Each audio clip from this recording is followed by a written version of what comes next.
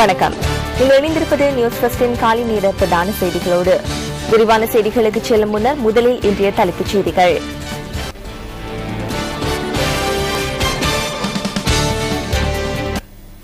சூரியன், வெள்ளி மற்றும் பூமி ஆகியன ஒரே நேர்கோட்டில் சந்திக்கும் கிரக மாற்றத்தை பார்வையிடுவதற்கு அரிய சந்தர்ப்பம். யாழ்ப்பாணம், மட்டக்களப்பு வைத்தியசாலைகளுக்கு நரம்பியல் சத்திர சிகிச்சை நிபுணர்கள் நியமனம். அல்-கைதா அமைப்பின் பிரதி தலைவர் அபு யாஹ்யா கொல்லப்பட்டமையை அமெரிக்க புலனாய்வு தகவல்கள் உறுதி செய்துள்ளன.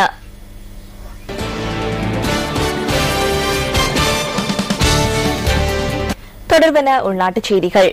சூரியன், வெள்ளி மற்றும் பூமி ஆகியன ஒரே தருணத்தில் ஒருமித்து நேர்கோட்டில் சந்திக்கும் விசேட கிரக மாற்றத்தை பார்வையிடுவதற்கான அரிய சந்தர்ப்பம் இலங்கையர்களுக்கும் உலக மக்களுக்கும் இன்று கிட்டியுள்ளது.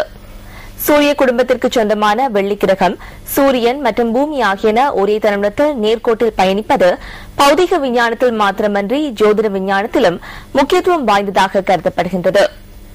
நூற்றாண்டுகளுக்கு ஒரு தடவை ஏற்படும் அரிய நிகழ்வு இதுவென கொழும்பு பல்கலைக்கழகத்தின் பௌதிக விஞ்ஞான பிரிவின் பேராசிரியர் சந்தன ஜெயரத்ன குறிப்பிடுகின்றார்.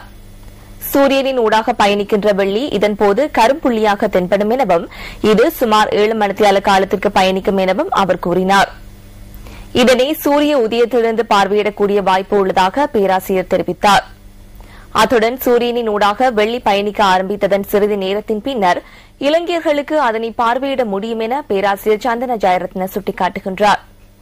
இவ்வாறானதோடு அரிய மாற்றத்தை 2117ஆம் ஆண்டு டிசம்பர் 11ஆம் தேதியை மீண்டும் காண முடியும் என அவர் கூறினார்.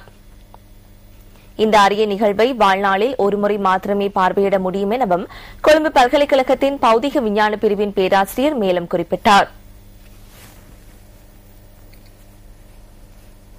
இதேவேளை இந்த கிரக மாற்றத்தை வெற்றுக்கண்ணால் பார்வையிடுவதை தவிர்த்துக் கொள்ளுமாறு கம்பஹா வைத்தியசாலையின் கண் வைத்தியர் கிட்ஸ்ரி பண்டார கூறுகின்றார். இதனை வெற்றுக்கண்ணால் பார்வையிடுவதால் பல்வேறு பார்வை குறைபாடுகள் ஏற்படுவதற்கான வாய்ப்புகள் உள்ளதாகவும் வைத்தியர் சுட்டிக்காட்டுகின்றார். இது தொடர்பிலான ஆய்வுகளில் ஈடுபடுபவர்களை தவிர ஏனையவர்கள் இதனை பார்வையிடுவதை தவிர்த்துக் கொள்ளுமாறு கம்பஹா வைத்தியசாலையின் கண் வைத்தியர் மேலும் குறிப்பிட்டார்.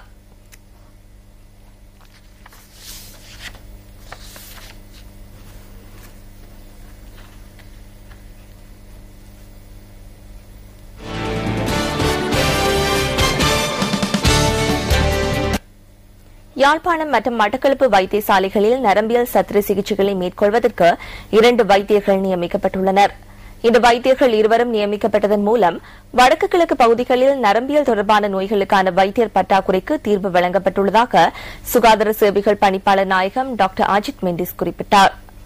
மட்டக்களப்பு வைத்தியசாலையில் நரம்பியல் தொடர்பான சத்திர சிகிச்சைகளை மேற்கொள்வதற்கு புதிய சத்திர சிகிச்சை கூடம் ஒன்றை நிர்மாணிப்பதற்கு நடவடிக்கை எடுக்கப்பட்டுள்ளதாக அவர் கூறினார். கடந்த காலங்களில் குறித்த பகுதிகளில் நரம்பியல் தொடர்பான சத்திர சிகிச்சைகளை மேற்கொள்வதற்கு வைத்தியர்கள் இல்லாமையால் நோயாளர்கள் பல்வேறு சிரமங்களை எதிர்நோக்கியிருந்தனர்.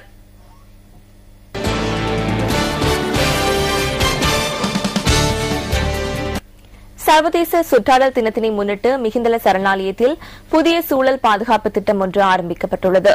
வனஜீவராசிகள் மற்றும் கமநல சேவைகள் அமைச்சர் SM சந்திரசேனவின் தலைமையில் இந்த நிகழ்வு நடைபெற்றது. வரலாற்று நூல்களுக்கு அமைய மிகவும் பழமை வாய்ந்த மிகிந்தலி சரணாலயத்தில் பெருமளவான விலங்குகள் வாழ்கின்றன. மனித செயற்பாடுகள், காலநிலை மாற்றம் காரணமாக தற்போது விலங்குகளுக்கு உணவு தட்டுப்பாடு ஏற்பட்டுள்ளதால் வடமாகாணத்திற்கு பொறுப்பான வனஜீவராசிகள் பாதுகாப்பு திணைக்களத்தினால் மிகிந்தலி சரணாலயத்தில் இந்த புதிய திட்டம் ஆரம்பிக்கப்பட்டுள்ளது.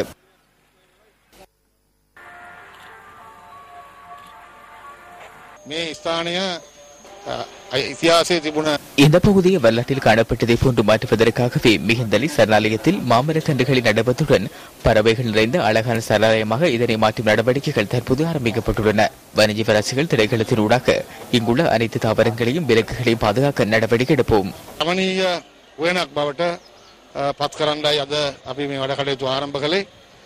වනජීවී දෙපාර්තමේන්තුව මගින් මෙහි සියලුම ගහකොළ සතා සිව්පාව ආරක්ෂා කිරීමේ කටයුත්ත කරනවා.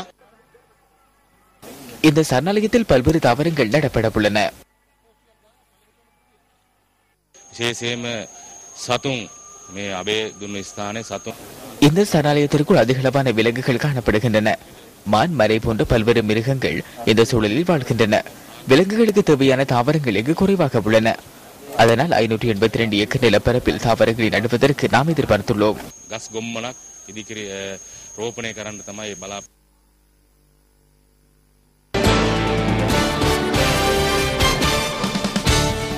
1000 ரூபாய் போலி நாணய தாள்களுடன் 7 சந்தேக நபர்கள் தந்திரிமலை பகுதியில் கைது செய்யப்பட்டுள்ளனர். கைது செய்யப்பட்டவர்களில் 2 பெண்களும் அடங்குவதாக தெரிவிக்கப்படுகின்றது. போலி நாணய தாள்களை பயன்படுத்தி கடைகளில் பொருட்கொள்வனவில் ஈடுபட்டதாக கிடைக்கப்பெற்ற தகவலுக்கு அமைய இவர்கள் கைது செய்யப்பட்டுள்ளனர். கைது செய்யப்பட்ட சந்தேக நபர்கள் கொட்டாவ, ராஜகிரிய, எப்பாவல மற்றும் சாலியபுர பகுதிகளைச் சேர்ந்தவர்கள் என தெரிவிக்கப்படுகின்றது. அவர்களிடமிருந்த போலி நாணய தாள்களை மாற்றி பெற்றுக் கொண்டதாக சந்தேகிக்கப்படும் 72,000க்கும் அதிகமான பணம் போலீசாரால் கைப்பற்றப்பட்டுள்ளது. அவர்களிடமிருந்த 2 முச்சக்கர வண்டிகளும் போலீசாரால் கைப்பற்றப்பட்டுள்ளதாக போலீஸ் ஊடகப் பிரிவு குறிப்பிட்டது.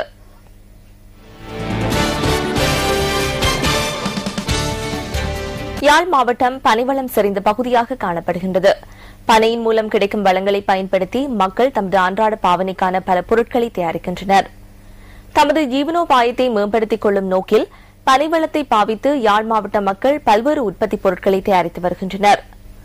பனை ஒலியை பயன்படுத்தி பாய், பெட்டி, சுளகு, கடகம், திருகணி, கைப்பை, இடியப்பத்தட்டு போன்றவற்றை இந்த பகுதி மக்கள் உற்பத்தி செய்கின்றனர்.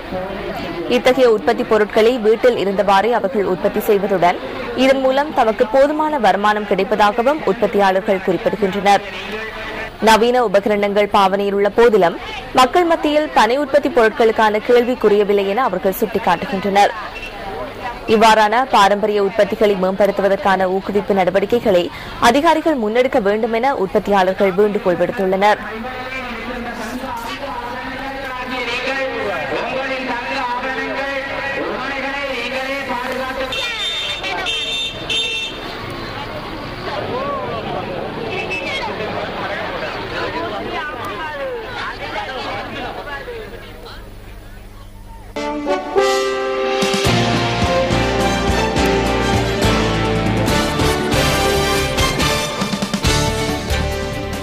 நியூஸ் ஃபர்ஸ்டின் காலை நேர பிரதான இலங்கை மத்திய வங்கி வெளியிட்டுள்ள வெளிநாட்டு நாணயங்களுக்கான கொள்வரவு மற்றும் விற்பனை விலைகளை சுமந்து வரும் பிஸ்வஸ் தொகுப்பு அடுத்து